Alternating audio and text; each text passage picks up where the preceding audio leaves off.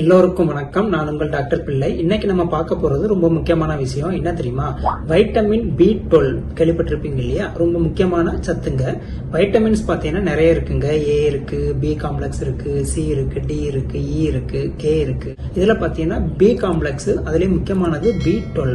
Last B காம்ப்ளெக்ஸ்லயே கடைசியான vitamin தான் B12 சொல்றோம். நரம்புக்கு முக்கியமான வைட்டமின். செல்ஸ்ல உள்ள DNA சிந்தசிஸ் அதுக்கும் உடம்புல உள்ள ரத்த சிவப்பணுக்கள் ஃபார்ம் ஆறதுலயும் முக்கியமான பங்கு வகிக்குது. அப்ப இந்த வைட்டமின் B12 குறைபாடு ஏற்படும் போது என்ன ஆகும் பாத்தீங்கன்னா நரம்பு பிரச்சனை ஏற்படும். உடம்புல பாத்தீங்கன்னா ரத்த சிவப்பணுக்கள பிரச்சனை, பிளட்ல பிரச்சனை, இந்த மாதிரி பல்வேறு விதமான பிரச்சனைகள் வரும். இன்னைக்கு நம்ம பார்க்க போறது என்னன்னா, நான் சொல்ற இந்த 5 வகையான உணவுகள் நீங்க சாப்பிட்டே வந்தீங்கன்னா உங்களுக்கு வைட்டமின் B12 குறைபாடு ஏற்படாது. நம்ம உடம்புக்கு தேவையான வைட்டமின் B12 ஒரு நாளைக்கு பாத்தீங்கன்னா 2.4 மைக்ரோகிராம், மில்லிகிராம் கிடையாதுங்க. ஃபர்ஸ்ட் கிராம், அப்புறம் மில்லிகிராம், அதுக்கப்புறம் தான் மைக்ரோகிராம். அப்ப 2.4 மைக்ரோகிராம் தான் நம்ம உடம்புக்கு தேவை. ரொம்ப கம்மியா தான் தேவைப்படுது.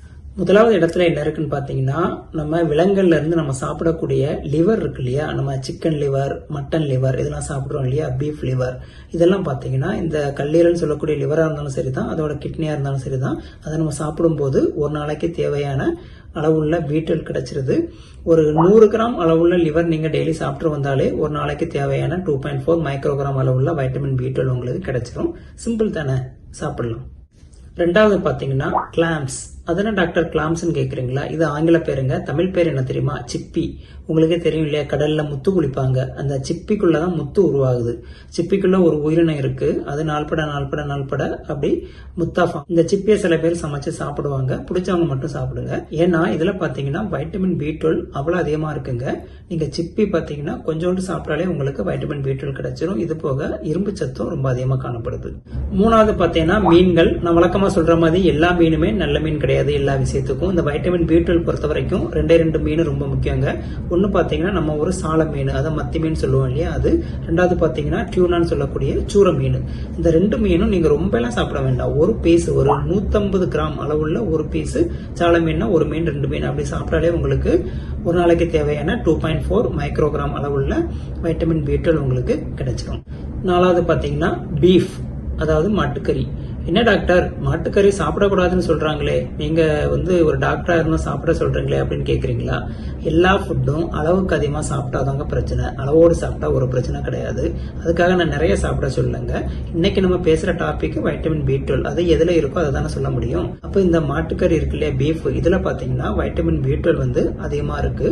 நீங்க அதுக்காக ரொம்ப எல்லாம் சாப்பிட தேவையில்லை. ஒரு 200 கிராம், 250 கிராம்ங்கிறது ஒரு 1/4 கிலோன்னு சொல்லுவோம் இல்லையா? ஒரு 1/4 கிலோ இல்லைன்னா ஒரு 200 கிராம் அளவுள்ள ஒரு மாட்டுக்கறி பீஃப் நீங்க சாப்பிடும் போது பாத்தீங்கன்னா உங்களுக்கு 2.4க்கு மேலே வைட்டமின் B12 கிடைச்சிருது. அளவுக்கு அதிகமாக சாப்பிட்டா உங்களுக்கே தெரியும், கொழுப்பு நிறைய இருக்கனால கொலஸ்ட்ரால் பிரச்சனை வந்துடும்.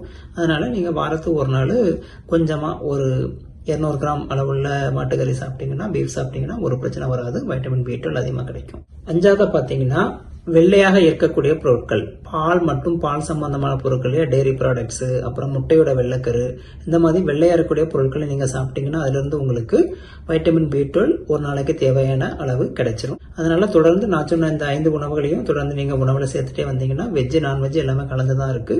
நீங்க சாப்பிட்டே வந்தீங்கன்னா உங்களுக்கு வைட்டமின் B12 அளவுக்கு அதிகமாவே கிடைக்கும். இதனால நரம்பு பிரச்சனைல இருந்து விடுபடலாம். உடம்பு நல்லா ஆரோக்கியமா இருக்கும். நம்ம DNA நல்லா இருக்கும். நல்லா ஹெல்த்தியா இருக்கலாம்.